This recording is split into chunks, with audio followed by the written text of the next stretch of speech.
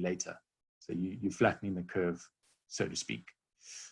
How it all works is whenever the meter that is measuring the grid power sees power going out to the grid, if you look at the diagram,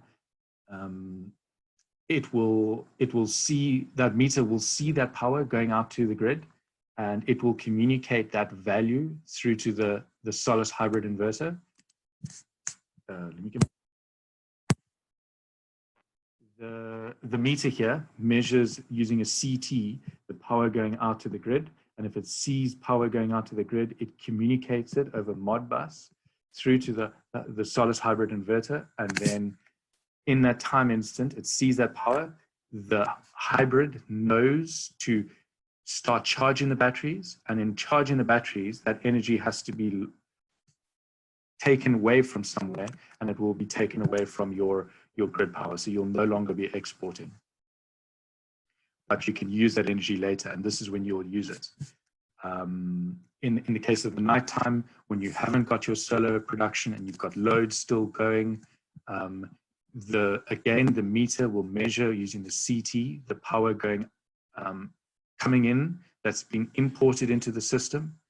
It will communicate that value through to the Solis hybrid. The Solis hybrid will know to export energy out of the batteries. When it exports that energy, that will no longer require the energy pulling from the grid, and you will see less payments off your electricity bill. So that's the biggest function that we use, and that's what we use in the UK. Time charging is another well-used function here anyway. The main application would be for your cheaper tariff applications when you're getting during the non-peak hours of the day, when you're getting charged less for electricity. If your energy companies allow that or do something similar, you can set up the Solis hybrid to charge the batteries during those cheaper intervals.